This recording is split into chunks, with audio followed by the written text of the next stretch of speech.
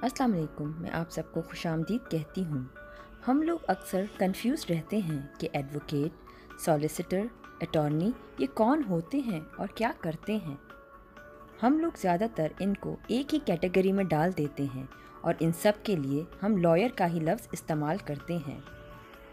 मुख्तलिफ़ इलाक़ों या फिर मुख्तलिफ़ मुल्कों में इनके काम भी मुख्तलिफ होते हैं और इन सब को आसान ज़बान में हम लॉयर ही कह देते हैं, लेकिन असल में ये सब मुख्तलिफ टर्मिनोलॉजीज़ होती हैं और इन सब के अलग अलग काम भी होते हैं। आज मैं आपको अपनी वीडियो में लॉयर, बैरिस्टर, एडवोकेट, जज इन सब में क्या फ़र्क होता है आपको समझाऊंगी। तो चलें फिर वीडियो का आगाज़ करते हैं। मैं अपनी वीडियो के आगाज़ में सबसे पहले आपको बताऊंगी कि लॉयर क्या होता है। लॉयर उन लोगों को कहा जाता है जो लॉ पढ़ते हैं, यानी जिन्होंने लॉ में ग्रेजुएशन की हो, चाहे वो 4 साल का कोर्स किया हो या फिर 6 साल का। लेकिन इसका ये मतलब नहीं है कि वो कोर्ट में केस भी लड़ सकते हैं। उनके पास सिर्फ़ और सिर्फ लॉ की डिग्री है। चलिए अब दूसरे नंबर पे हम बैरिस्टर को देख लेते हैं। बैरिस्टर उन लोगों को कहा जाता है जो लॉ में ग्रेजुएशन करते हैं। तो फिर लॉयर्स भी तो लॉ में ग्रेजुएशन करते हैं, तो फिर बैरिस्टर और लॉयर में क्या फ़र्क हुआ? तो सिर्फ फ़र्क इतना सा है कि बैरिस्टर इंग्लैंड या यूनाइटेड किंगडम में लॉ की एजुकेशन हासिल करते हैं।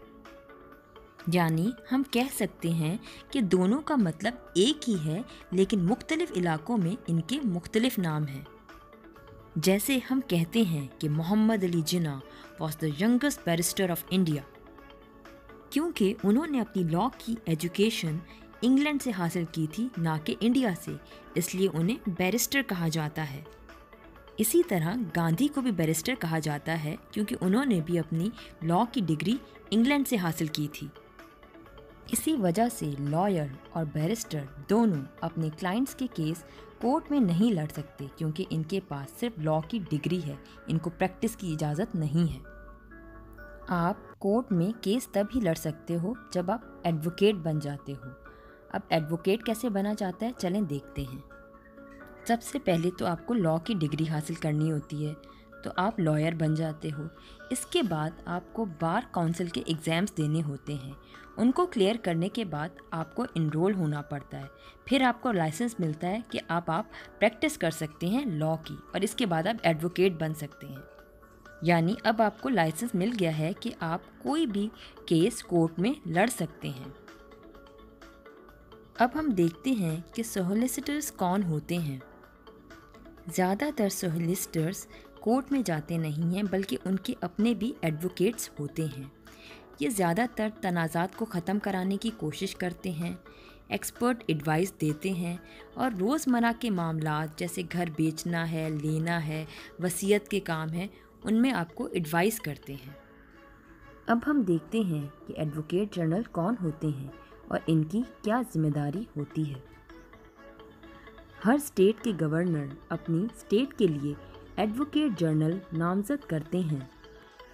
एडवोकेट जनरल का काम स्टेट गवर्नमेंट को रिप्रेजेंट करना होता है। इनको स्टेट का फर्स्ट लीगल ऑफिसर भी कहा जाता है। अब हम देखते हैं कि अटॉर्नी जनरल कौन होता है।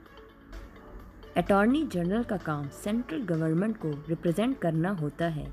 इन्हें कंट्री का फर्स्ट लॉ ऑफिसर भी कहा जाता है। सबसे आखिर में हम जज को देखते हैं। जज बनने के लिए ज़रूरी होता है कि आपने लॉ की डिग्री हासिल की हो और आपके पास एक्सपीरियंस भी हो। जज वो बंदा होता है जो किसी भी कोर्ट रूम में प्रिसाइड करता है। जज कोर्ट रूम में सबकी सुनने के बाद फिर अपना फैसला सुनाता है। कुछ ममालिक में जजेस ब्लैक कलर की रोब पहनते हैं, कहीं पर रोज़मर्रा के कपड़े। कुछ ममालिक में जजेस विग भी पहनते हैं और उनके हाथों में हथौड़ा होता है। हर मुल्क के अपने कानून होते हैं और वो उसी के मुताबिक चलते हैं। आज की वीडियो में हमने lawyer, barrister, advocate general, attorney general, solicitor और जजेस के बारे में देखा कि इनमें क्या फ़र्क है। आई होप आपको मेरी ये वीडियो पसंद आई होगी। अब आपसे नेक्स्ट वीडियो में नेक्स्ट टॉपिक पर मुलाकात होगी। तब तक अल्लाह हाफ़िज़, अपना ख्याल रखिएगा।